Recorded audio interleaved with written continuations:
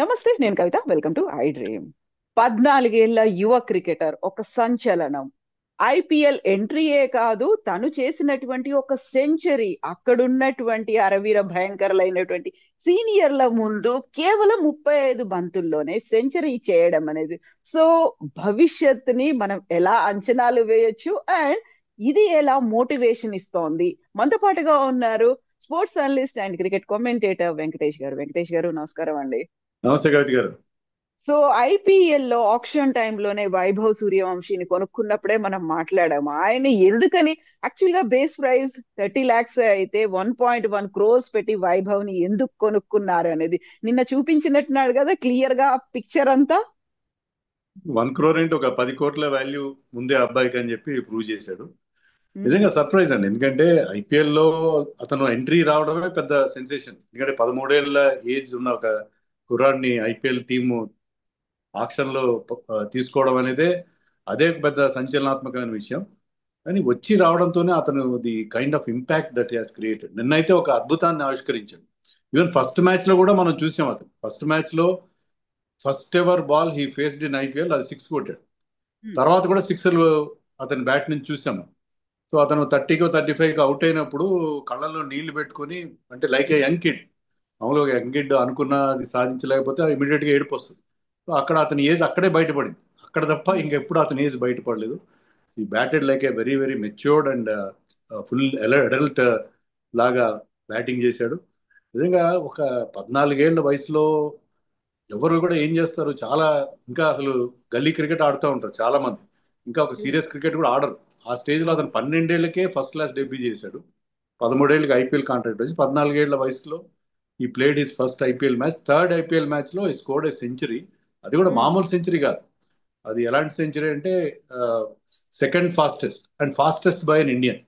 ఉమ్, so నిజంగా జా dropping. ఇలాంటిది జరుగుతుందో ఒక ఇన్క్రెడిబుల్, మనం గిల్లి చూసుకోవాల్సిన పరిస్థితి. ఎందుకంటే ఒక 14 ఏళ్ల కుర్రాడు ఇంత 11 సిక్స్లు కొట్టడం ఏంటి, అంత పవర్ ఎక్కడి నుంచి వస్తుంది అసలు? How um. How is it possible? ఇది నిజమైన, ఇది నమ్మశక్యమైన అనే ఒక ఫీలింగ్ అందరికి కలిగింది. సో ఇప్పుడు ఐపీఎల్ 2025 లోనే 18 balls కే హాఫ్ సెంచరీ కంప్లీట్ చేసుకున్నారు అనుకుంటేనే అదే ఒక రికార్డ్ అనుకున్నాము. అందులోను 35 balls కి ఒక సెంచరీ పూర్తి చేసుకోవడం, అందులో అన్ని ఫోర్లు అన్ని సిక్స్లు. యాక్చువల్ గా ఏం తింటాడ్రా వీడు అనే ఒక కామెంట్ అనేది వస్తుంది కదా. అంత ఎనర్జీ ఎలా వస్తుందండి అన్ని షాట్లు కొట్టడం అనేది, అండ్ వితౌట్ ఎనీ ఫియర్, అది కూడా 35 balls కి కంప్లీట్ చేయడం అనేది. అదే అండి, మీరంటే వితౌట్ ఎనీ ఫియర్, ఆ ఫియర్లెస్నెస్ అనేది అతనికి ఉన్న అడ్వాంటేజ్. ఎందుకంటే అవతల బౌలర్స్ ఎవరున్నారు, అందరు కూడా ఇంటర్నేషనల్ బౌలర్స్. సిరాజ్ కానీ, ఇషాంత్ శర్మ, చాలా experience bowler, Prasidh Krishna and Rashid Khan. Rashid Khan bowling లోనే సిక్స్ కొట్టి తన సెంచరీ కంప్లీట్ చేశారు. మామూలుగా సెంచరీ అంటే ఎవరైనా సింగిల్ చేసి కంప్లీట్ చేస్తారు. రషీద్ ఖాన్ లాంటి బౌలర్ ని మామూలుగానే సిక్స్ కొట్టడానికి మహా బ్యాట్స్మెన్ ఆలోచిస్తారు. ఎందుకంటే చాలా టఫ్ బౌలర్ అతను. అతని బౌలింగ్ లో సెంచరీ సమీపిస్తుంది, సిక్స్ కొట్టి సెంచరీ చేయడం అంటే ఆ ఫియర్లెస్నెస్ అది. ఇంకోటి ఏంటి, చాలా మంది అంటున్నారు ఏంటి అతనికి అంత పవర్ ఎలా వస్తుంది అంత యంగ్ ఏజ్ లో. అతను ఏం చెప్పాడంటే, 3 నెలల నుంచి నేను సీరియస్ గా ప్రాక్టీస్ చేస్తున్నాను ఐపీఎల్. నాకు ఎప్పుడైతే ఆక్షన్ లో నన్ను తీసుకున్నారో అప్పటి నుంచి. సో ఇప్పుడున్న మన కోచింగ్ మెథడ్స్ అనండి, స్ట్రెంగ్త్ అండ్ కండిషనింగ్ ఎక్స్పర్ట్స్ ఉన్నారు. సో ఒక 14 ఏళ్ల కుర్రాడి మజిల్ పవర్ పెంచే ఎబిలిటీ మన ఇప్పుడు, ఎందుకంటే ఇప్పుడు వాళ్ళ డైట్ విషయంలో కానీ లేకపోతే ఎక్సర్సైజ్ మెథడ్స్ లో కానీ చాలా మార్పులు వచ్చాయి. చాలా సైంటిఫిక్ గా చాలా అడ్వాన్స్మెంట్ వచ్చింది. బహుశా అది అతను చక్కగా ఉపయోగించుకున్నాడు. అతనికి ఉన్న న్యాచురల్ ఎబిలిటీ కూడా, కేవలం పవర్ ఉంటే సరిపోదు, పవర్ తో పాటు ఆ న్యాచురల్ ఎబిలిటీ ఉంది, ఆ డేరింగ్ ఉంది. దాంతో అతను ఆ, ఒక కంప్లీట్ ప్యాకేజ్ గా అతను మనకి కనిపించాడు. సో ఇప్పటి నుంచి ఒక క్లారిటీ అనేది కనిపిస్తుందా, భవిష్యత్ ఎలా ఉండబోతోంది అనేది? లేదు, ఒక మ్యాచ్ అయినా నెక్స్ట్ మ్యాచ్ల మీద అదే ప్రెషర్ అనేది ఉంటుంది కదా. మన ఆడియన్స్ కాదు, ఒక టీమ్ మేనేజ్మెంట్ కాదు, ప్రతి ఒక్కరు కూడా అంత ప్రెషర్ ని అప్లై చేస్తారు కదా అబ్బాయి మీద. ఇది అతనికి టఫెస్ట్ ఫేజ్. ఎందుకంటే ఉమ్, ఇప్పుడు సడన్ గా అతను వచ్చాడు, ఫస్ట్ మ్యాచ్ లో ఒక 30 కొట్టాడు, అందరిని ఇంప్రెస్ చేశాడు. థర్డ్ మ్యాచ్ లో ఒక ఇన్క్రెడిబుల్ 100 కొట్టాడు. Thirty um, five balls youngest by an Indian. IPL um, 18వ సీజన్ ఇది. లాస్ట్ టైం యూసఫ్ పఠాన్ అది కొట్టినప్పుడు 2010, అప్పటికి ఇంకా అతను పుట్టలేదు. అవును. 37 బాల్స్ లో కొట్టాడు. సో అలాంటి ఒక గొప్ప రికార్డ్ అతను తన ఖాతాలో వేసుకున్నాడు. He's the youngest to hit a century in T20 cricket around the world. World um, ఎవరు ఈ ఏజ్ లో, 14 ఏళ్ల వయసులో ఎనీ ఫార్మ్ ఆఫ్ T20 క్రికెట్లో సెంచరీ కొట్టలేదు. సో ఇవన్నీ రికార్డ్స్ అతని మీద ఇప్పుడు వచ్చి పడ్డాయి. సో ఇవి ఈ బర్డెన్ ఆఫ్ ఎక్స్పెక్టేషన్స్ తట్టుకోవడం, తర్వాత బౌలర్స్ కూడా మనం చూసేవేంటంటే Gujarat titans bowlers they were taken by surprise. వాళ్ళు అతను బ్యాటింగ్ చేస్తే ఇంకా ఇంకా ఫాస్ట్గా వేస్తుపోయారు, స్లోయర్ వన్స్ ఎక్కువ వేయలేదు. అంటే అతని కోసం they have not prepared, they have not come prepared. అతని విషయంలో పెద్దగా ప్రిపరేషన్ చేసినట్టు లేదు వాళ్ళు. బహుశా వాళ్ళు యశస్వి జైస్వాల్, రియాన్ పరాగ్, నితీష్ రాణా వీళ్ళ గురించి ఎక్కువ ప్రిపరేషన్ చేసినట్టుగా ఉన్నారు. ఇతను యంగ్స్టర్లే ఆడతాడు, ఒక 5 ఓవర్లు 5-6 ఓవర్లు ఆడి వెళ్ళిపోతాడు అన్నట్టుగా అనుకున్నారు. But I think they were total under prepared. కానీ నెక్స్ట్ నుంచి ఏంటంటే కంప్యూటర్ అనలిస్ట్ అతని ప్రతి మూవ్ని, అతని వీక్నెస్ని కనిపెడతారు, ప్రతి మూమెంట్ని అబ్జర్వ్ చేస్తారు. సో ఇక్కడి నుంచి అతని జర్నీ చాలా టఫ్గా ఉంటుంది, చాలా టఫ్గా ఉంటుంది. అతని ఈ సోషల్ మీడియా రోజులు ఇవి. అతని ఇన్స్టాగ్రామ్ ఫాలోవర్స్ ఒక కొన్ని వందల్లో ఉన్నారంట ఇప్పుడు. కానీ ఇప్పుడు సడన్ గా exactly.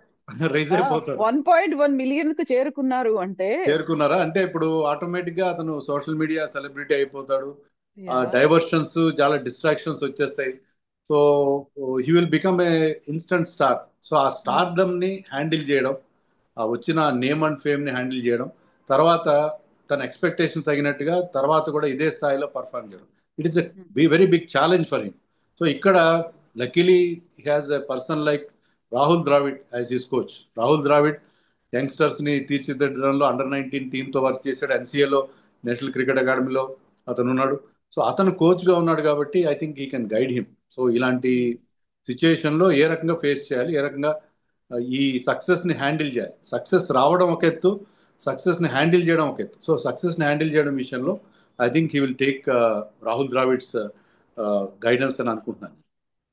So very first match లో అవుట్ అయ్యి వెళ్ళిపోయినప్పుడు హీ వాజ్ ఇన్ టీయర్స్, ఏడుస్తూ వెళ్ళిపోయిన అబ్బాయి ఆ మైండ్ సెట్ ఏంటి, సైకలాజికల్ గా ఆ టైంలో కొంచెం అరే నేను అవుట్ అయిపోకూడదే అనేటువంటి ఒక ఫీల్ ఆయనలో వచ్చేసింది. ఆ తర్వాత నిన్న ఇది చూసిన తర్వాత ఎంత అయితే నేను ఇలా ఆడుతున్నాను, ఇంత పర్ఫెక్ట్ గా ఉండడానికి నేను ఇంత ప్రాక్టీస్ చేస్తున్నానని చెప్పుకున్నారో, సైకలాజికల్ గా కూడా ఆ బ్యాలెన్స్ అనేది మెయింటైన్ చేయాల్సినటువంటి అవసరం ఉంది. లోస్ ఉంటాయి, హైస్ ఉంటాయి, వీటన్నిటిని ఆ ఏజ్ ఎంత మెచ్యూర్డ్ గా ఆలోచించాల్సిన అవసరం ఉందంటారు? నిజమే అండి. కానీ అతను మనకి చూసింది ఏంటంటే 50 చేసినప్పుడు కానీ, సెంచరీ చేసినప్పుడు కానీ చాలా నార్మల్ సెలబ్రేషన్ చేశాడు. పెద్దగా తొణకలేదు, బెనకలేదు. 90s లో కానీ, నర్వస్ 90s అని చెప్తాం కదా, అతను అవును. వాటి గురించి పెద్దగా ఆలోచిస్తున్నట్టుగా లేదు. ఇప్పుడున్న ఆ, అతని వయసులో అతను చాలా బ్యాలెన్స్డ్ గానే ఉన్నాడు. మనకి సచిన్ టెండూల్కర్ గొప్పతనం ఏంటంటే అతను చాలా యంగ్ ఏజ్ లో ఒక చైల్డ్ ప్రాడిజీగా అతను ఎంటర్ అయినప్పుడు అతనికి ఉన్న మెంటల్ బ్యాలెన్స్ తో ఆ సక్సెస్ నన్ను ప్రాపర్ గా హ్యాండిల్ చేసి he was able to play international cricket for close to 25 years. So um, అలాంటి ఒక మెంటాలిటీ ఇతని దగ్గర కూడా కనిపిస్తుంది. అంటే మనం too early to judge that. కానీ చాలా కూల్ గా ఉన్నాడు ఈ కుర్రాడు. సో మనం అనుకున్నట్టుగా రాహుల్ ద్రావిడ్ గైడెన్స్ కూడా అతను చాలా ఉపయోగపడుతుంది. ఐ థింక్ అదే కనుక కరెక్ట్ అనుకుంటే అతను అలాగే కూల్ గా హ్యాండిల్ చేయగలుగుతున్నాడు ఈ ప్రెషర్ సిచ్యుయేషన్ అనుకుంటే ఐ థింక్ అతను భవిష్యత్తులో కూడా షైన్ అయ్యే అవకాశం కనిపిస్తుంది. ఉమ్. సో ఇప్పుడు ఐపీఎల్ తర్వాత ఒక స్టార్, ఒక సెన్సేషన్ అయిన తర్వాత మన ఇండియన్ క్రికెట్ టీమ్ లో సో అలా ఏమన్నా రూల్స్ రెగ్యులేషన్స్ ఉంటాయా? ఇంత యంగ్ అబ్బాయిని తీసుకోవాలి, లేదు అవసరం లేదు, అలాంటిది ఏమైనా ఫ్రేమ్ చేసుకుందా బీసీసీఐ? అంటే ఉద్యోగాల్లో ఉన్నట్టుగా మనకి under age limit, upper age limit ఏమి ఉండవండి క్రికెట్లో. Any yeah. ఏజ్ 14 ఏళ్ళు ఆడిన వాళ్ళు కూడా ఉన్న హసన్ రాజా ఎవరో సమ్ పాకిస్తానీ క్రికెటర్, వాళ్ళ ఏజ్లు అంతా కూడా డౌట్ఫుల్ గానే ఉంటాయి. పాకిస్తాన్, బంగ్లాదేశ్ క్రికెటర్స్ చాలా ఎంగేజ్ లో ఆడారు. Sachin Tendulkar played at the age of 16. Laxman Sivaramakrishna చాలా మంది 16 years కి ఆడిన వాళ్ళు ఉన్నారు. సో ఇండియన్ టీంలోకి ఇమీడియట్ గా అతన్ని మనం ఫాస్ట్ ట్రాక్ చేయాల్సిన అవసరం అయితే నాకు కనపట్లేదు. So he has to go through the ఈ డక్కామొక్కిలని తినాలి. డొమెస్టిక్ క్రికెట్ లో మనకి ఐపీఎల్ తర్వాత ఈ ఇయర్ ఎండింగ్ లో మనకి ముస్తాక్ అలీ, విజయ్ హజారే, ఆల్రెడీ అతను ఫస్ట్ క్లాస్ క్రికెట్ ఆడాడు. బీహార్కి ఒక 4-5 మ్యాచ్లు ఆడాడు. ఐ థింక్ ఈ డొమెస్టిక్ క్రికెట్ లో అవన్నీ ఫేస్ చేసి అక్కడ చూసిన తర్వాత we can think of him getting in to Indian team. Fast track చేయాల్సిన అవసరం అయితే ఇప్పుడైతే నాకేం కనపట్లేదు. But he will be under the radar. Selectors కూడా అతను చాలా క్లోజ్ గా వాచ్ చేస్తున్నారు. ఎందుకంటే 14 ఏళ్ల వయసులోనే అతను ఇలాంటి క్రికెట్ ఆడుతున్నాడంటే బహుశా నెక్స్ట్ ఇయర్ కి మరింత అతను రాటుదేలే అవకాశం ఉంది. సో ఐ థింక్ ఇప్పుడు అతను సక్సెస్ కనుక ప్రాపర్ గా హ్యాండిల్ చేయగలిగితే will be the next future star for Indian cricket. But అంతా కూడా టూ ఎర్లీ టు సే. ఎందుకంటే మనకి పృథ్వీ షా లాంటి ఎగ్జాంపుల్స్ ఉన్నాయి. పృథ్వీ షా లాంటి వాళ్ళు చాలా బాగా, చాలా సెన్సేషనల్ గా ఎంట్రీ ఇచ్చి తర్వాత ఆ సక్సెస్ ని సరిగ్గా హ్యాండిల్ చేయలేక వాళ్ళు ఇప్పుడు they are nowhere.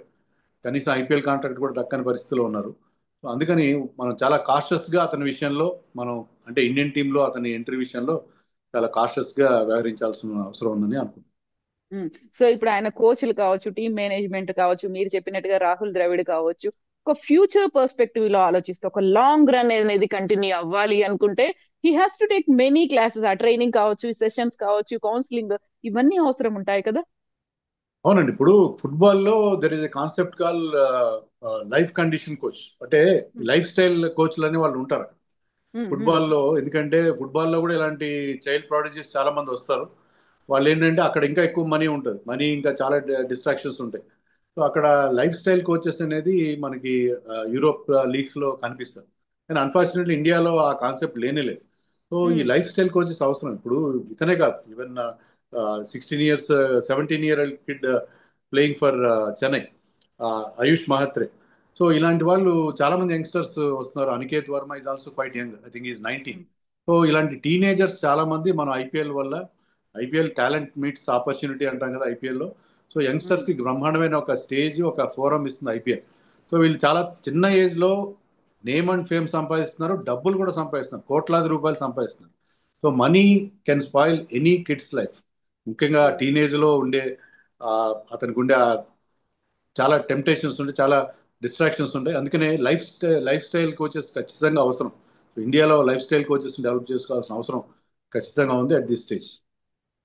So audience గా కూడా మనం ఎక్కువ ఎక్స్పెక్టేషన్ పెట్టుకుని, ఆ ప్రెషర్ పెట్టుకుని, ఆ తర్వాత మళ్ళీ డిసప్పాయింట్మెంట్స్ అయ్యి, తర్వాత ట్రోలింగ్లు, అబ్యూజులు ఇవి లేకుండా మనల్ని కూడా మనం కన్స్ట్రెంట్స్ లో పెట్టుకోవాలి, లిమిట్స్ లో ఉంచుకోవాల్సినటువంటి అవసరం ఉంది కదా. అంతేనండి. ఇప్పుడు అతను ఒక్క మ్యాచ్ చూడగానే మనం అతను ఆకాశానికి ఎత్తేసి బ్రహ్మరథం పట్టాల్సిన అవసరం లేదు. ఎందుకంటే ఐపీఎల్లో ఇంకా మ్యాచ్లు ఉన్న వాళ్ళకి ఐ థింక్ ఒక 4 మ్యాచ్లు మిగిలి ఉన్నాయి వాళ్ళకి. సో ఆ యా. మ్యాచ్లో కూడా ఎలా ఆడతాడు, ఎలా పర్ఫామ్ చేస్తాడు అనేది చూడాలి. అంతే తప్ప ఇప్పుడే అతన్ని ఒక సూపర్ స్టార్ గా తయారు చేసేసి, ఎందుకంటే ఇప్పుడు ఉన్న పరిస్థితి అతని దగ్గర ఏజెంట్స్ అప్రోచ్ అవుతారు, ఎండార్స్మెంట్స్ అంటారు, తర్వాత కాంట్రాక్ట్స్ అంటారు. ఆ, అవును. చాలా చాలా డైవర్షన్స్ వచ్చేస్తాయి అతని లైఫ్ లో. అతని లైఫ్ మొత్తం మారిపోతాయి ఇన్నింగ్స్ తర్వాత. సో ఇలాంటి సిచ్యుయేషన్ లో మనం అతని సక్సెస్ ని చాలా జాగ్రత్తగా హ్యాండిల్, ఎవరైతే అతని కెరియర్ ని హ్యాండిల్ చేస్తున్నారో వాళ్ళు కూడా చాలా జాగ్రత్తగా వ్యవహరించాలి. ఈ బయట ఉండే అవుట్ సైడ్ నాయిస్ అంతటికీ అతన్ని దూరంగా ఉంచాల్సిన అవసరం ఉంది. S Venkatesh garu, thank you so much అండి. Thank you for the information and inputs అండి. Thank you.